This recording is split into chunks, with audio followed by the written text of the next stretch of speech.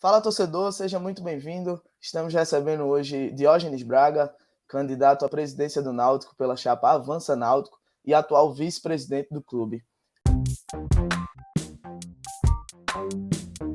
Diógenes, queria começar agradecendo por ter aceitado o convite, pela disponibilidade, e queria pedir para tu se apresentar para aqueles torcedores que assim não prestam muita atenção nos bastidores, não está muito ligado ainda na eleição. Queria que tu se apresentasse agora no início.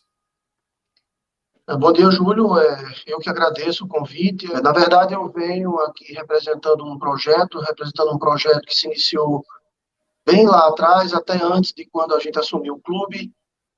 Esse projeto se iniciou ainda quando a gente, dentro do Conselho Deliberativo, lutando muito pela reforma dos aflitos, e que, em dado momento, no fórum de consulta aos sócios, eu fiz uma intervenção de convocação de Assembleia Geral, para que a Assembleia de volta aos aflitos fosse deflagrada. Isso aconteceu.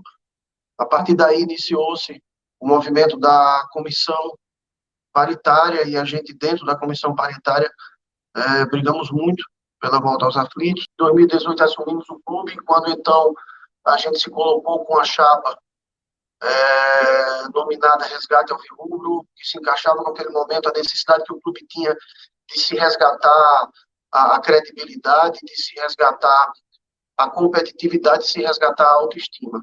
Então, iniciamos um processo.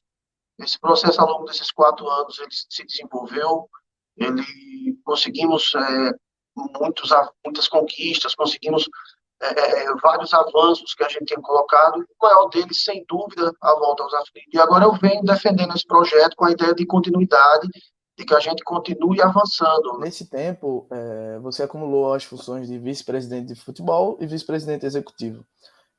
Caso eleito, como tu planeja que seja o organograma da tua gestão de futebol? Hoje, a diretoria de futebol ela é composta por mim e mais 3 pares, né?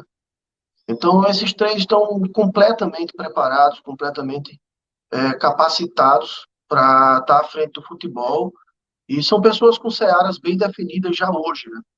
Então, a minha ideia, em sendo eleito, é que a diretoria de futebol seja composta por essas 3 pessoas, e eles tenham, na verdade, os 3 sejam vice-presidentes com searas mais direcionadas. Então, Gilberto, ele seria o vice-presidente técnico de futebol, Eduardo Belo seria o vice-presidente financeiro de futebol, e Roberto Selva Filho seria o vice-presidente jurídico de futebol.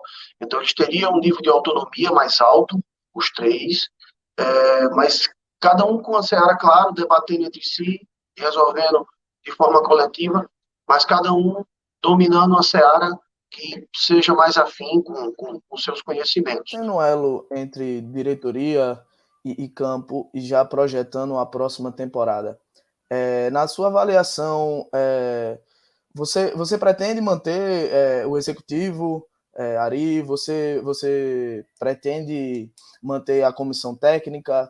Qual é a avaliação que você faz do corpo técnico, assim?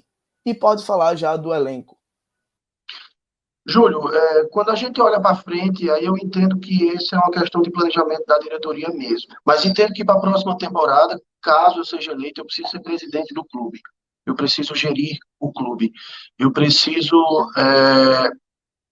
gerir os departamentos como um todo, e esses departamentos eles têm que ter a sua autonomia, têm que ter o seu planejamento, e o futebol não pode ser diferente. Então, qualquer decisão em relação à continuidade ou não de qualquer profissional, ele tem que passar pela diretoria. Sobre o ano, eu entendo que nós não conseguimos tudo, mas conseguimos muito. A gente tem a frustração de não ter conseguido acesso, mas, no entanto, nós somos campeões pernambucanos, e numa Série B de extrema dificuldade, extrema competitividade, a gente fez uma Série B sem nenhum risco de rebaixamento, que foi uma coisa que a gente lutou ano passado. Então, acho que é um ano que ele tem comemorações e tem frustrações. Mas é um ano que a gente termina, na minha opinião, apesar da frustração do não acesso, entendo que a gente termina num saldo positivo. Nós somos os atuais campeões pernambucanos, nós garantimos um calendário cheio, para 2022, revelamos os atletas, cada ano a gente tem sido mais consistente. Em 2020 e 2021, a gente pegou um período muito difícil da pandemia, e isso até atrapalhou em questão de orçamento e receitas e todos esses aspectos. Os acertos nas contratações em 2021, ele foi muito questionado pela torcida. Você acha que em 2022, com o avanço do combate à pandemia, tem uma tendência de novas oportunidades aparecerem e o acerto na contratação ser um pouco maior? Precisa, né? Precisa. Eu acho sim que a gente precisava ter um índice assertivo maior nas contratações esse ano. Existiram as situações que, com as perdas, elas aconteceram. Tivemos as perdas de atleta no meio do campeonato, no momento que o mercado estava fechado, e a gente, na tentativa de repor, a quantidade de opções não era boa. Acho que o elenco que virou do ano passado para esse ano, ele deu um lastro muito grande para esse ano. E a gente tenta fazer com que a gente vire também com o lastro desse ano para o próximo. Mas em relação às contratações, é um fato. Precisa sim melhorar, precisa sim que elas sejam mais assertivas e fazer com que a gente evolua. Mas o futebol é isso, ele é aprendizado, ele é feito de experiências, é feito de erros e acertos. O Náutico vai terminar a Série B com vários jogadores da base, inclusive sendo titulares. Por exemplo, Tássio, Hereda, tem Rafael Ribeiro, Haldney, são inúmeros exemplos. Você acredita que ano que vem a base vai ter ainda mais chance com o elenco profissional? Como vai ser essa integração da base com o profissional? Caso eu vença as eleições como presidente, é algo que eu vou fomentar. Que a gente precisa, sim, fortalecer muito a base. A nossa base é muito próspera. Muito próspera. Se a gente pegar ao longo desses 4 anos, a quantidade de atletas que a gente revelou, se eu for citar a quantidade de nomes aqui, vou me estender. Mas eu vou resumir colocando que ao longo desses 4 anos a gente conseguiu incrementar no orçamento do clube, incrementar nas receitas do clube mais de 10 milhões de reais com vendas de atletas. Fora os ativos que o clube tem hoje, fora o valor que esses atletas têm hoje e o retorno técnico que eles dão dentro de campo. Então, assim, a gente está muito, muito seguro de que não é nem o fortalecimento, mas essa utilização, esse olho com carinho para a base, ele é extremamente importante. Então, é uma questão de acreditar, de colocar isso realmente como uma filosofia de gestão, como filosofia de gestão, não é nem só do futebol, para que isso aconteça. Eu não tenho dúvida que a gente vai continuar revelando atletas que vão dar um retorno técnico dentro de campo e vão dar um retorno econômico com vendas que vão ajudar nos cofres do clube. O Diógenes, saindo um pouco do campo, até durante essa temporada, Hélio dos Anjos falou sobre melhorias na estrutura do clube, equipamentos para academia, enfim, algumas melhorias que precisavam ser feitas. Eu queria saber, em relação ao CT, quais são teus projetos, caso eleito, para o centro de treinamento? Veja, a gente tem um centro de treinamento que tem quase 50 hectares. Então, além de ser muito difícil você cuidar de 50 hectares, você não utiliza tudo isso, todo esse espaço. Então, o que eu enxergo é que a gente tem que entender aquela área como uma área com um potencial econômico muito grande, uma localização em relação ao aspecto logístico espetacular. Então, o que eu vejo é que a gente consiga, evidentemente, passando pelo Conselho Deliberativo, se precisar passar por Assembleia Geral de Sócios, pelo que seja, né, pelo que precisa passar. Mas a gente precisa enxergar aquela área com potencial econômico. Então, que a gente consiga fazer arrendamentos, por exemplo, daquela parte da frente do CT, para empresas que têm interesse muito grande naquela área, e que esse arrendamento ele faça com que o CT seja autossustentável. Então, o que a gente tem que fazer é pensar fora da caixa, buscar alternativas. As alternativas não são difíceis, não tem nada mirabolante, mas a gente entender que aquela área toda do CT, a gente não precisa da área inteira. Eu sou contra venda de patrimônio do clube, eu acho que o clube tem que ter o seu patrimônio, proteger e blindar, assim como nós blindamos, como hoje a sede é blindada, como hoje a garagem de remo é blindada, mas o clube precisa ser inteligente de usar da melhor forma. quando a atual gestão assumiu o Náutico, o quadro de sócios ele era muito, muito baixo, muito pequeno. Vocês criaram a Nação Timbu, o número de sócios cresceu consideravelmente. Hoje o Náutico tem mais de 10 mil sócios. Mas assim, eu noto que é uma dor da torcida, uma falta de uma campanha melhor, de mais benefícios para os sócios, melhorar a experiência do sócio com o clube. Vocês também enxergam essa dor? Vocês pretendem reformular a campanha, trazer melhorias? Como é o projeto de vocês para essa parte do marketing?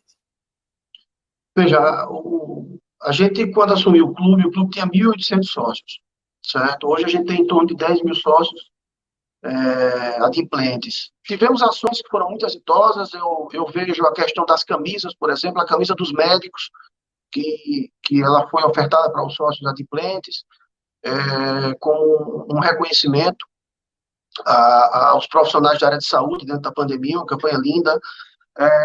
O Náutico teve pela primeira vez uma camisa desenhada por um torcedor. Então tivemos ações muito boas, mas tivemos momentos de altos e baixos, porque não tem como não ter. Dentro da pandemia, o processo não é só de distanciamento. Há uma redução drástica de receita e, por esse motivo, é preciso haver uma redução drástica também de quadros de funcionários pela redução de custos, a redução que o clube precisa fazer. E o marketing sofreu muito pela diminuição de pessoal. A gente já tem trabalhado nessa linha. O departamento de marketing hoje ele já tem o retorno de pessoas importantes e a gente vem retomando isso. Mas nós não tivemos uma condição ruim, na minha visão. Acho que nós tivemos uma condição de altos e baixos. Tivemos ações muito positivas. Então, o Timbu de Chernobyl, por exemplo, com sua companheira, eu acho que uma ação maravilhosa. A camisa rosa é uma ação bacana, a camisa negra é uma ação bacana, a própria camisa desenhada. Então, nós fizemos ações que foram muito boas, mas houveram momentos em que a gente não produziu a contento, mas vejo, sim, com uma necessidade de que a gente evolua, não só no marketing, nos outros departamentos também.